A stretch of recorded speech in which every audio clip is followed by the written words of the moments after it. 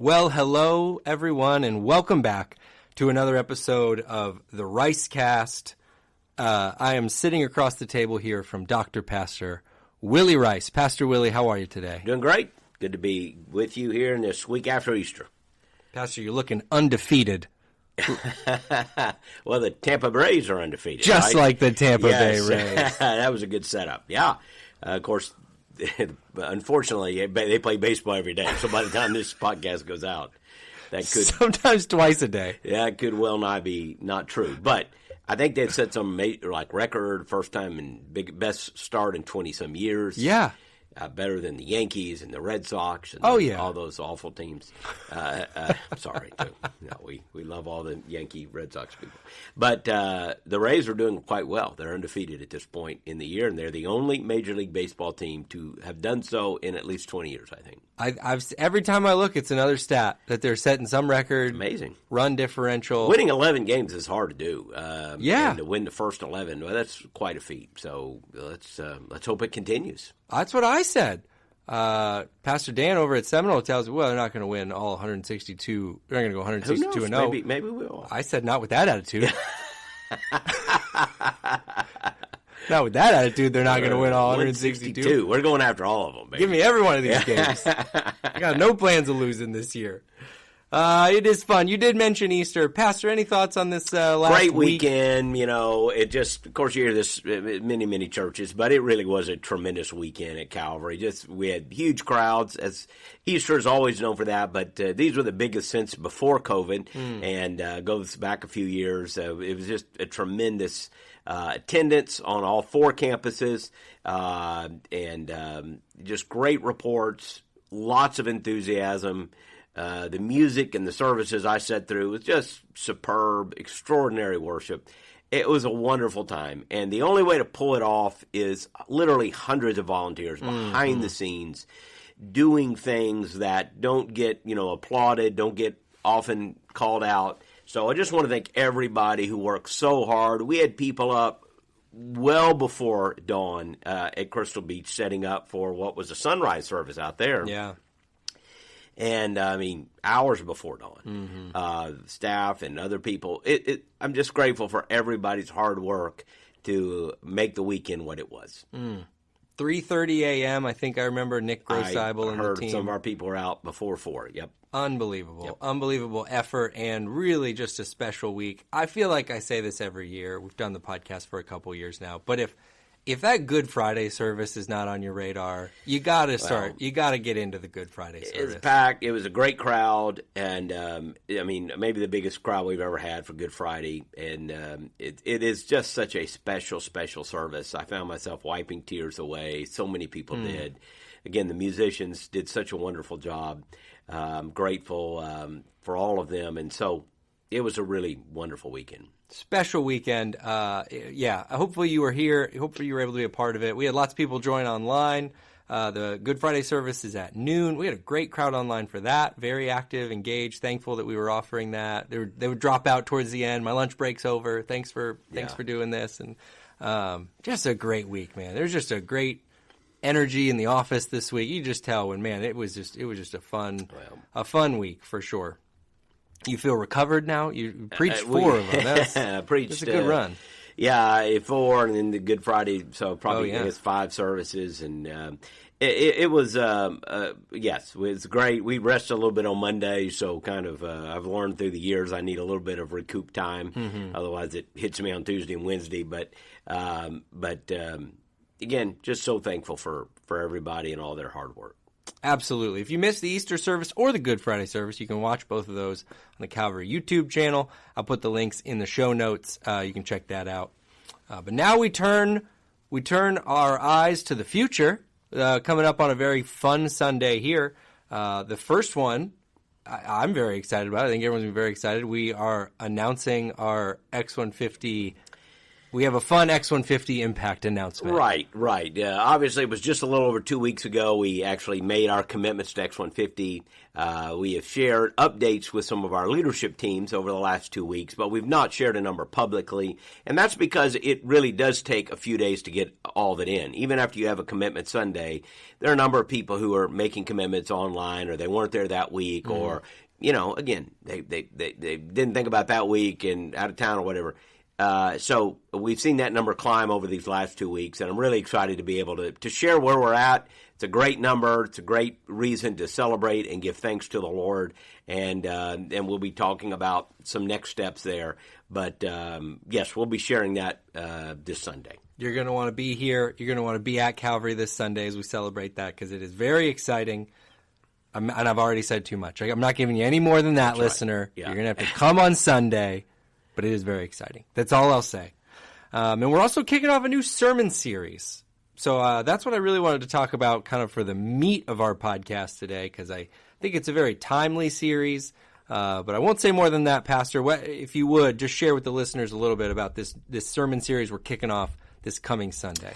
Yeah, we go some different directions post-Easter. Usually in planning the year, you kind of have a season there after Easter, before the summer, and we've done various things through the years. This year, we're doing a series from the book of Daniel, the first part of Daniel. Daniel fits neatly into 2 parts, and we're happy to do all of it, but we could only get the first 6 chapters in before summer. And so we're going to do Daniel 1 through 6, which really is the time period is when Daniel and some of the other Israelite exiles are in Babylon, and their first years of living in Babylon. And you have these remarkable stories that take place from these faithful Israelites who had been exported from their country, and they're now living in a foreign culture, a culture that is hostile to what they believe and what they think. And how did they navigate that world? And to us, the application is obvious. If we're going to be faithful followers of Christ, we must be counterculture. We cannot be motivated to fit in or blend in. And so there is this idea of what does it mean to live counterculture. And I really believe that American Christians have not been properly discipled. We've not properly prepared ourselves and our churches to be true countercultural missionaries, countercultural exiles, countercultural pilgrims, whatever word we want to use, that idea of standing apart and distinct from the culture around us. But that has always been timely. We could have preached that in the 70s, 80s, 90s, whenever. But I think it is so timely right now because the culture and its hostility and its antipathy toward Christianity and the gospel has never been greater in at least, I think, in American culture, certainly in our lifetime. And so there's this growing awareness that if we're going to be faithful to Christ, we must accept and understand what it means to be counterculture. And so Daniel provides a great roadmap for us in how to do that. And I think you touched on it there, and I've heard you give whole sermons on it. And I won't ask you to do a whole sermon right now, obviously. But if you do, Pastor, I can't stop you. Really, it's your podcast. So, but I think you did a sermon. I'm pulling this from my memory banks, but I think you did a sermon called "Baptists in Babylon" at one point. Or maybe you were sharing something. I don't remember where it was delivered. But even just how important is it to get that paradigm shift right, to understand contextually? Because I think one of the key points of that was, hey, you're not in Jerusalem right now, you're in Babylon. How important is it to get that context right as you approach a subject like this? I think it's absolutely critical. And I just think as a church, we may think we've gotten it right, but I think it's becoming clearer and clearer. We're still trying to understand the world in which we're living in. And the reason is because so many of us have grown up in an era which was the twilight, if you will, of what was thought of as a Christian America. Now, we need to explain some of this. America has never been fully Christian in any time. That means everybody is a Christian. Everything that was being done is right and just, and there's no perfect world this side of heaven. We're not saying a perfect world existed in the past. There have always been problems, and certainly we're sinful people and in need of the grace of God. But I think it is inarguable that when you look back on American history, you see a powerful influence of the Judeo-Christian ethic. And that, to me, is demonstrably true. There are people who will argue that, but to me, it's a very weak argument. You just see the influence of the Judeo-Christian ethic bleeding through American culture in so many ways. We have all lived, now I'm older than you by 4 or 5 years, I think. Even those as old as I am have lived our entire lives in the twilight of that, watching the sun set on that. And, so sermons about that sort of thing are not new. Books about that sort of thing are not new. But I think people in 2023 are recognizing we have entered a level of hostility and a level of coarsening discourse, the moral battles that we are fighting now, the danger that we're fighting. We are just days away from a shooter going into a Christian school, and allegedly, we have not read the manifesto that hasn't been released. Curious why it hasn't been released. But we are days away from this allegedly a deliberate attack on a Christian school and a hatred toward, we must assume, again, we're filling in some gaps here, toward Christianity. And again, okay, you could say, well, there are people who are mentally imbalanced and disturbed and so forth, and that's true. And people, when they do that sort of thing, it really defies logic. But the reaction to that may be more telling than anything. The reaction to that tragedy, which was almost to defend the ideology of the shooter as being somehow victimized, and the people who were victimized as to, in some sense, latently responsible for this sense of oppression that caused the shooter to target them. There is no other group in the world where that would be done. There is no other, you cannot imagine another scenario in which the news media would have opted to that kind of reasoning. And yet it happened here. There was a sense of transgender people are being oppressed and they're being belittled by the Christian community, and you should understand why this person was full of anger toward the Christian community. When nothing was demonstrated that a Christian school, 3 of these people who were shot were 9 years old, had done anything toward this shooter. And in fact, there's evidence to the contrary. But it was amazing the fallout and the reaction to that event. The event itself, of course, is unspeakably tragic.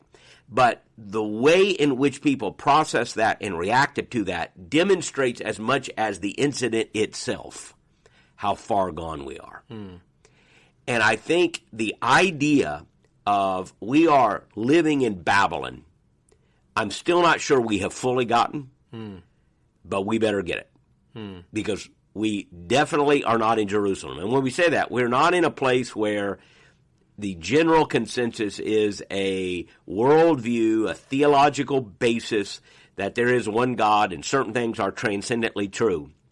That world is not fading. That world is gone. And I think there are still some of us in my age group who are like, well, it's fading. There's a little bit of no, it's gone. It's gone. The sun has set on that culture.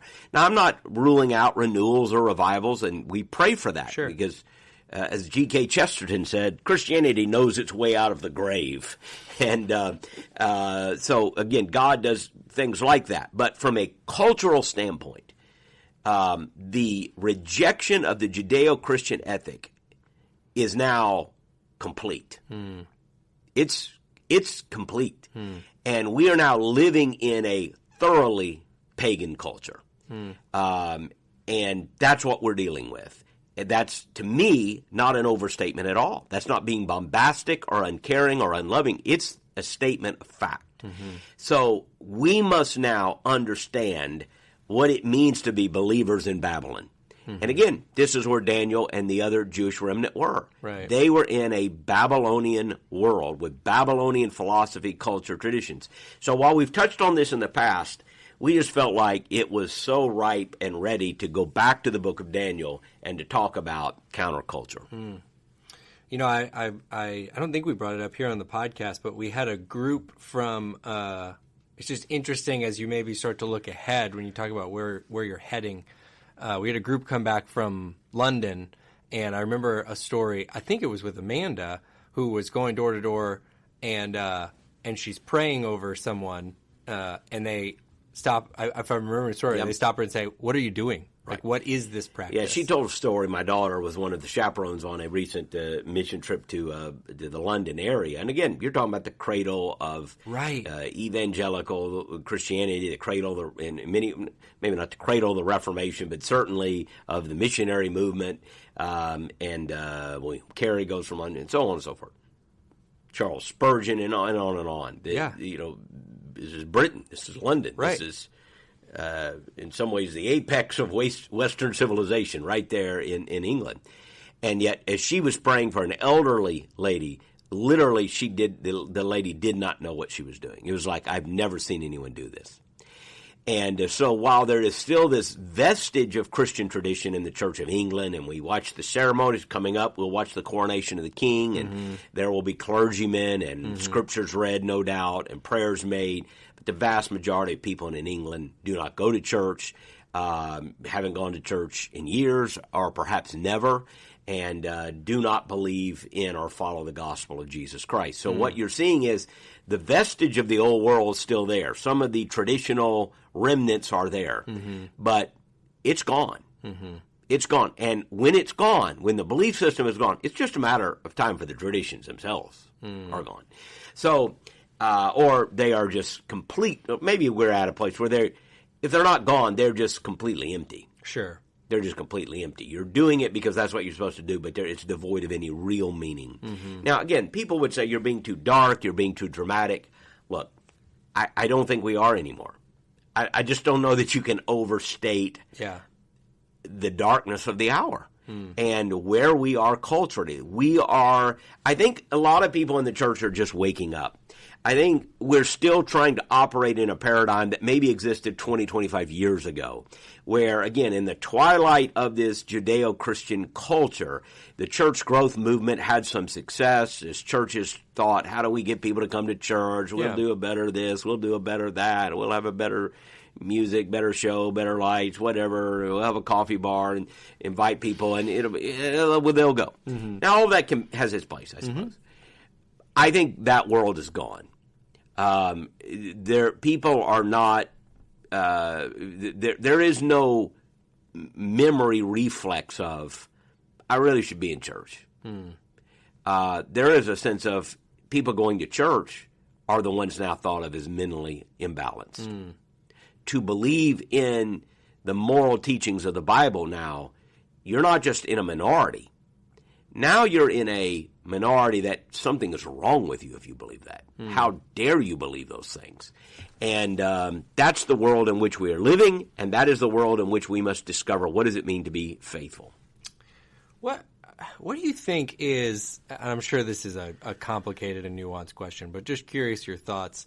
What do you think has most directly impacted the increase in, like, maybe hostility is the word, maybe just like a little bit of, just made the environment of the culture a little bit more inhospitable to the Christian movement? And I mean, in some ways it's just like, just faith in general just feels so looked down upon in this moment. And like you said, I've not been around as long as you have. Maybe this is something you say, oh, this is reminiscent of another time I've experienced. But to me, it just seems like at times in my life, I can look back and say, even if you weren't a person of faith, you had a respect for people of faith. You had a certainly and maybe an ambivalence is a word I'm looking for. Just like it was looked on differently, and now, it does seem like a little. I think the lines are redrawn, and I think many Christians are still operating from a paradigm that is 20 to 30 years old. Even the ideas of conservative and liberal are completely redrawn. There is no such thing as old school liberalism anymore. Old school liberalism was a person who believed in an activist government trying to alleviate poverty solved problems, what have you, but they understood certain basic boundaries of civil liberties and constitutional rights. That's thrown out the window now. Now it is simply using the reins of government to create this idea of utopia in your mind, and you're going to push it on everyone. And it is, it's a type of Marxism. And so there's no old school liberalism. And the idea on the right of this laissez-faire conservatism, I'm just not sure that is. It's like you're fighting a battle 30 years ago. You need to understand the battle that is happening right now in every public school, in every public university, in Walt Disney, in across the board. That is an ideological battle that is happening in Western civilization. So I do, as to why, I think it's kind of like the law of momentum. You're never just standing pat. You're going in one direction or another. And America, Western civilization in general, has rejected the basic foundations of God and his authority and thus his truth. Those are thrown out the window. And so what we're seeing now is that we're racing downhill and the momentum is accelerating. So we are dealing with things that just 5 years ago we would imagine we would deal with. 10 years ago, if I told you, just to talk, let's talk about the transgender movement. If I had told you 10 years ago we would be having the conversations we would be having now, that the nation's number one health official is a man who thinks he's a woman and dresses like a woman, and if you dare challenge that at all, you would be seen as a bigot. If I had told you that 10 years ago, I don't think you'd have believed it.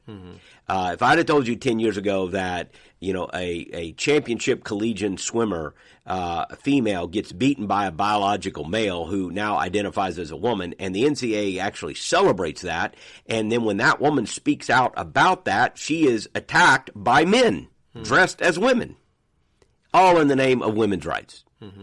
You would have gone, no, you're an alarmist. That's not going to happen. They're not going to get involved in women's sports. I mean, they're not going. No, that day is here. It's not coming. It's here, and it's happening. And so we are not. And then there are still people saying, "Well, you're just being an alarmist. These are just certain exaggerated stories." No, this is happening in the halls of power. It's happening in NCAA. It's happening in marketing. We saw a big issue with the beer can recently. I'm not a beer drinker, so, it didn't interest me all that much. But we've seen it in Bud Light. You are seeing this full scale front that is it's not live and let live anymore. It is, you need to get in line with the new ideology. And if you don't, we're going to crush you. We're going to marginalize you, and we're going to crush you. And I do not think American Christians are ready for what's coming. I still think we think, this is, we can just sit down and have reasonable conversations. Certainly we need to have reasonable conversations where we can. And we need to, there is a sense in which you try to meet people where they are, but you can only meet people where they are if they want to have a conversation with you. And I think in some cases we're dealing with demonic activity. We're dealing with ideological rage and fanaticism, and we need to be prepared, not just to give an answer, but we need to be prepared for how do we live faithfully? How do we raise our children faithfully in this context? The Jewish people did it in Babylon. They remained faithful. And Babylon's gone, guess what? Jewish people are still around. Israel's still there. And who would have thought when the Israelites were slaves in Babylon that today there'd be Israel and Babylon be no more? How did they do it when they're in a minority? We better learn. And the Bible gives us a roadmap. We don't need to be in a cultural majority. In fact, that has its own problems at times. So we need to learn, what does it mean to be in a minority with a minority view regarding sexuality, morals, and truth itself? And how can we be faithful and build cultures and churches and families and educational institutions that can last through the coming dark ages?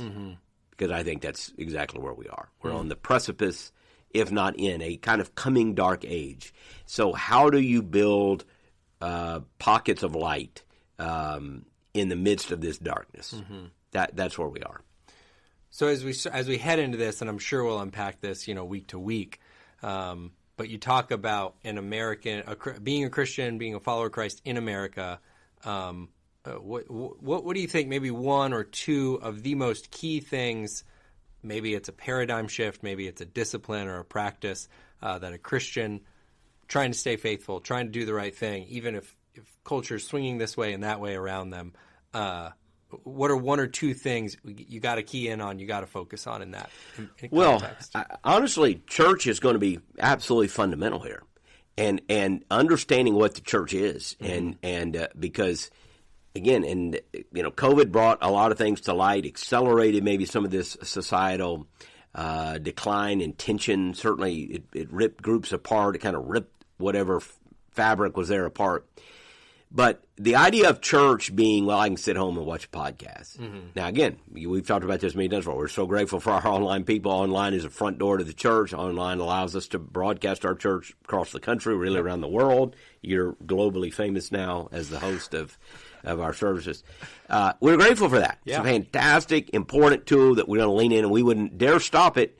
We had several thousand people tuning in online last week. For these are people that couldn't be here. These are people who are in our area and couldn't come out. These are people in other places. So we're grateful for that.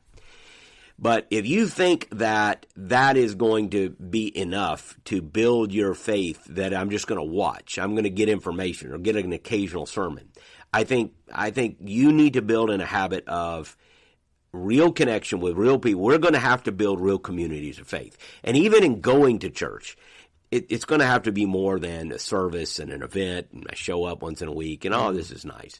We're going to have to realize it's almost like we cling to the church like a person in a flood clings to a lifeboat. This is our lifeboat. And we need to make sure it's strong, it's secure, our doctrine is sound, our everything about the boat is sound, because it's going to have to endure a coming storm. And I don't know that the storm that we're facing, I'm not sure most of us really thought we were going to face. But we're in the middle of it. We're in the middle of it. It's going to cost you something to serve Jesus. And I know I'm sounding ominous, so maybe no one will come Sunday. And and honestly, I feel the burden of that, if I can be honest, because Sunday is like you get all these new people haven't been in church in forever, and it's like they're sensing, I hope, a message of hope and forgiveness, and they're going, wow, maybe I'll come back. And we often would follow up Easter with a simple apologetic or helping people take the steps toward the gospel. I don't want to be negligent in that regard, but I do have this sort of fear they're going to come, and like. You just drop a mountain on them. But look, if you're in that group, here's what I would say to you. I want to be honest with you about what it means to follow Jesus. We don't have time to wait. I'm not. We just can't play games. So I just need to tell you up front. We're not asking you to. I'm kind of going to quote J.D. Greer here, a paraphrase of something I read from his a few weeks back that I liked. We're not asking you to just add a few beliefs to your life. We're not asking you to just change a few little things. The call to follow Jesus is a call that turns everything upside down. And what you thought is right probably isn't. And maybe what you thought was wrong may be right. In other words, Jesus doesn't just come in and say, hey, let's just change a few things. Everything changes. The death, burial, and resurrection of Jesus is like we need to die to self in order to be raised to new life. So I want to say to people who think, well, you need to be a lot softer to people in the week after Easter. They're just getting back in the pool.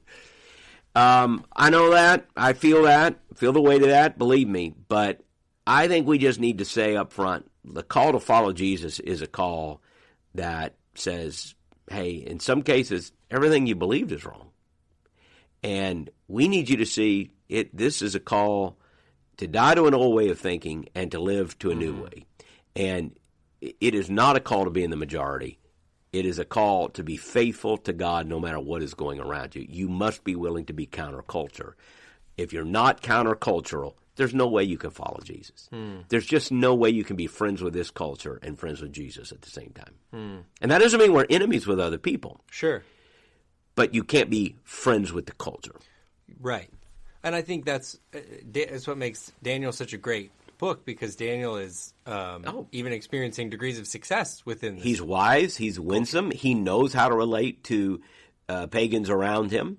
And again, as we'll go, sometimes they're confrontational. Sometimes they are bold and refuse to bow. Sometimes they come in and make their case. And so we will learn from that. But there is a clear sense in which the Jewish people of the late 500s BC were 6th century were before Christ, that they understood they were to stand apart from culture. That they were in Babylon, but they were not to become Babylonians. And they could even love the Babylonians. One time they're even told to pray for the Babylonians and pray for Babylon. And we do need to do that. But we need to understand we're not in Jerusalem, we're in Babylon. And we better learn to live like faithful people in Babylon. Yeah. And I think, too, even as you were saying that, I think it's interesting. You know, you were saying you come back the week after Easter and you get this mountain dropped on you. But I think for some people, the mountain's already on top of them. I mean, they're coming in, and like you said, there was the terrible thing in Nashville, terrible thing in Louisville a few days after that. Like, there's a sense, I think, for some that, like, it's not – I know it's not going well. Like, I know this isn't – whatever this set of things was supposed to yield – look at it. You're seeing the brokenness of the world. So it's like if you're going into a battle, the worst thing you can do for somebody is try to sell them on a cruise ship. Right. Like, hey, this is a wonderful ship. And you know, we could do that. Oh, it's going to be fantastic. And then they wake up and they're in a battleship sleeping on a bunk with 40 other men. You know, and it's like, oh, my goodness, I thought this was a cruise ship. No. It's a battleship, and I just need to be up front with you. I just need to tell you that up front. And I think Jesus did that. He did not beat around the bush on the call to discipleship, which is why sometimes the crowds would swell, and then in John 6, the crowds dissipated. I'm not suggesting that's what we want after Easter, but I owe it to you to tell the truth. And I think as followers of Jesus, we've got to wake up to the challenge that we're facing because it's going to our success in raising our children and building institutions that will last is absolutely dependent upon us understanding what we're facing and the kind of commitment that's going to be required for us to succeed.